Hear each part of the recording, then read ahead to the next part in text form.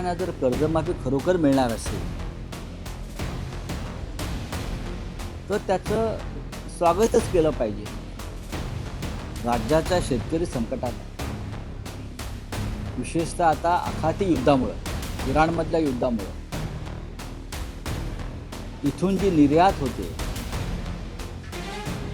Agricultural प्रॉडक्टची, ती दुबईच्या पोर्टवर, अन्य पोर्टवरती 8-8 दिवस झाले तशीच पडून आहे. माल सडतो आहे, शेतकऱ्यांचं नुकसान होत आहे. तर अशा शेतकऱ्यांना शेवटी कर्ज काढावं लागतं. अवकाळी पाऊस आहे, गारपीट आहे, अशा अनेक गोष्टीमुळे शेतकरी मेटाकुटीस आला. म्हणूनच जेव्हा माननीय उद्धव ठाकरे मुख्यमंत्री झाले तेव्हा पहिल्या कॅबिनेटमध्ये त्यांनी कर्जमाफीची घोषणा केली होती. आणि त्यानंतर उद्धव ठाकरे यांचं सरकार संपूर्ण कर्जमाफीच्या दिशेने जात असताना सरकार पाडण्यात आलं. त्याच्यामुळे आता ही जबाबदारी नव्या सरकारची आहे. ही खरोखर होणार आहे का कर्जमाफी ते पाहावं लागेल. ही घोषणा आहे, मग लाडक्या बहिणींचं काय होणार हा विषय आहे. ह्या अर्थसंकल्पाचं एका शब्दामध्ये उत्तम असं विश्लेषण केलेलं आहे ते आदित्य ठाकरे यांनी. हा ठेकेदारांसाठी निर्माण झालेला अर्थसंकल्प आहे. ज्या प्रकारचे प्रोजेक्ट्स, इन्फ्रास्ट्रक्चर्स, योजना दिसत आहेत हे ठेकेदारांचं हित लक्षात घेऊन हा अर्थसंकल्प बनवलेला आहे हे स्पष्ट दिसतं. पण ठीक आहे, पाहू आता. नाही, नक्कीच हमीभाव हा या देशातल्या शेतकऱ्यांना कायम हवी असलेली मागणी आहे. शेतकऱ्याच्या मालाला जर हमीभाव नसेल तर शेतकरी आता कशाकरता कष्ट करेल. जर शेतकरी मालाचं उत्पादन करेल, मग दूध असेल, फळभाज्या असतील, अनेक गोष्टी असतील, कांदा असेल, आणि माल नाही म्हणून रस्त्यावरती आणून तो सडका माल टाकावा लागत असेल तर शेतकऱ्यांना शेतीमध्ये कष्ट का करावे, का करावे. त्याच्यामुळे हमीभाव ही नरेंद्र मोदी यांनी दिलेलं वचन आहे. पण 11 वर्ष होऊन गेली तरीही शेतकऱ्यांना अद्याप हमीभावाचं वचन ना मोदी पूर्ण करत आहे, ना देवेंद्र फडणवीस पूर्ण करत. शेतकऱ्यांना कर्जमाफीसुद्धा नको आहे. खरं म्हणजे शेतकऱ्यांना फक्त हमीभाव हवा आहे, त्यांच्या मालाला भाव हवा आहे, त्यांच्या मालाला विमा कवच हवा आहे, इन्शुरन्स हवा आहे. जसं आता दुबईच्या पोर्टवरती आमचा माल पडला आहे युद्धामुळे, त्याच्या इन्शुरन्सचं काय, त्याच्या भावाचं काय, त्याच्या नुकसानीचं काय, हाच महत्त्वाचा प्रश्न आहे. ह्याच्यावर महाराष्ट्राचं कृषी खातं, जे कोणी कृषी मंत्री आहेत त्यांना या परिस्थितीची जाणीव आहे का की इराणच्या, अमेरिकेच्या, इस्रायलच्या युद्धामुळे फक्त प्रश्न गॅस आणि तेलाचा नाही आहे. लोकांना वाटत असेल गॅस, तेल, बरं का, क्रूड ऑइल हाच प्रश्न आहे, रशियाकडून घ्यायला परवानगी. मग इथून आमच्या शेतकऱ्यांना जो कृषी उत्पादनाची ते ठिकठिकाणी तो माल अडकून पडला आहे, काही ठिकाणी सडला आहे, हे नुकसान आहे. नागरी हवाई उड्डाण राज्यमंत्री आहेत, बरोबर आहे. एकनाथ शिंदे हे राज्याचे उपमुख्यमंत्री आहेत. या देशामध्ये काय करायचं आणि काय नाही करायचं हे या दोघांना ठरवण्याचा अधिकार नाही. हा राष्ट्रीय प्रश्न आणि आंतरराष्ट्रीय प्रश्न. त्याच्यामध्ये देशाची विदेश नीती जी आहे ती काम करत असते. त्याच्यामध्ये डेप्युटी CM महाराष्ट्राचे किंवा कोणत्या राज्याचे सहभागी नसतात किंवा राज्यमंत्री केंद्रातले सहभागी नसतात, एवढेच मी सांगू शकतो. ज्या पद्धतीनं ह्या देशातलं नेतृत्व हे अमेरिकेच्या चरणी गुलाम झालेलं आहे, त्याच्यामुळे या देशाची प्रतिष्ठा आंतरराष्ट्रीय बाजारामध्ये पूर्णपणे नष्ट झालेली आहे.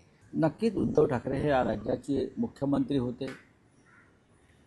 त्यांना जो काळ मिळाला राज्य करण्याचा, त्यात करोनापासून अनेक संकट निर्माण झाली तरी त्यातून महाराष्ट्राला सावरलं, नेतृत्व केलं आणि त्यांना विकासाची आणि विचारांची एक दिशा आहे विरोधी पक्षाचा एक तो बुलंद आवाज आहे विधिमंडळातला आणि बाहेर. तेव्हा नक्कीच आमच्या सगळ्यांची इच्छा आहे, विरोधी पक्षातल्या सगळ्या प्रमुख नेत्यांची इच्छा आहे की माननीय उद्धव ठाकरे यांनी पुन्हा विधिमंडळात जाणं गरजेचं आहे. अजून निवडणुका जाहीर झालेल्या नाही विधान परिषदेच्या.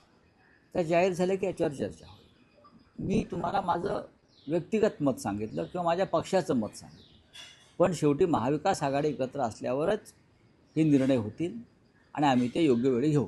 सरकारला, जे सरकार सध्याचं आहे अहंकारी, त्यांना घोडेबाजाराचा छंद लागलेला आहे. रेसकोर्सवर जसं पूर्वी लोक घोडे लावायला जायचे, घोड्यावर पैसे लावायचे, तसं या सरकारकडे भ्रष्टाचाराचा, ठेकेदारीच्या माध्यमातून आलेला प्रचंड पैसा आहे. प्रचंड पैसे आहे. म्हणजे कंटेनरच्या कंटेनर यांच्याकडे पैशाचे भरलेले असावेत कुठे ना कुठेतरी, सर्वत्र. हवालाच्या माध्यमातून ते पैसे मागवतात, पाठवतात. तर त्यांना हा घोडेबाजार करण्याची एक चटक लागली आहे, नशा लागली आहे. आणि म्हणून प्रत्येक निवडणुका या पैशाच्या ताकदीवरच लढायच्या, ही त्यांची एक मानसिकता झालेली आहे. पण तरी मला असं वाटतं की महाविकास आघाडीचे आमदार आहेत जे या निवडणुकांमध्ये मतदान करतात, ते कोणतेही चुकीचं पाऊल उचलणार नाही. पाहायला पाहिजे, आमच्याकडे साधारण मतांचा एवढा कोटा आहे की आम्ही मनात आणलं आणि सर्व काय ठीकठाक राहिलं तर विधान परिषदेमध्ये आमच्या 2 जागा जाऊ शकतात. एक तर नक्की जाईल, पण दुसरीही जाऊ शकते. विधिमंडळामध्ये विरोधी पक्षाचा आवाज असायलाच पाहिजे, हे सत्ताधाऱ्यांनी आधी स्वीकारलं पाहिजे. विधिमंडळामध्ये विरोधी पक्ष असूच नये, संसदेच्या दोन्ही सभागृहात विरोधी पक्ष असू नये, या मानसिकतेतलं सरकार सध्या काम करतं. त्याच्यामुळे अशा प्रकारच्या घोडेबाजाराला चालना मिळेल. सर्वच पक्ष, नाही, सगळे पक्ष अशा वेळेला व्हीप जारी करतात, कारण मतदान होतं. आणि एकदा मतदान होणार हे कळल्यावरती सत्ताधारी पक्ष, विरोधी पक्ष, मग लहान असतील मोठा असेल, ते आपल्या खासदारांसाठी व्हीप जारी करतात. आणि विरोधी पक्षातले सर्व, म्हणजे इंडिया ब्लॉकमधल्या सर्व पक्षांनी आपापल्या लोकांसाठी व्हीप जारी केले. नाही, मला याच्याविषयी माझ्याकडे माहिती नाही आहे फार. ज्या वेळेला सगळ्यांनी मिळून शरद पवारांचं नाव सुचवलं, हे ते काय एकट्या शिवसेनेचं नाही आहे, काँग्रेस पक्ष असेल किंवा राष्ट्रवादी काँग्रेस पक्ष असेल, माननीय उद्धव ठाकरे असतील, या सगळ्यांनी मिळून एक नाव सुचवलं, ते शरद पवारांचं होतं. खरं म्हणजे त्या जागेवरती नैतिकदृष्ट्या शिवसेनेचा अधिकार होता. आमची 20 आमदार असताना ती जागा आम्ही शरद पवार यांच्यासाठी सोडली. आता 28 साली निवडणुका होती, 28, 29-20 कुठल्या निवडणुका माझ्याकडे आत्ता माहिती नाही आहे. पण तेव्हासुद्धा महाविकास आघाडी म्हणून आम्ही एकत्रच राहू, नक्कीच एकत्र राहू. पाहू ना, आता पाहू ना, माननीय उद्धव ठाकरे निर्णय घेतील, काँग्रेसचे नेते येतील, आम्ही निर्णय घेऊ.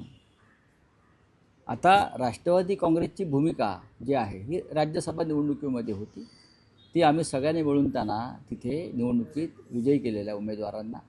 आता काँग्रेस आणि शिवसेनेमध्ये चर्चा होती.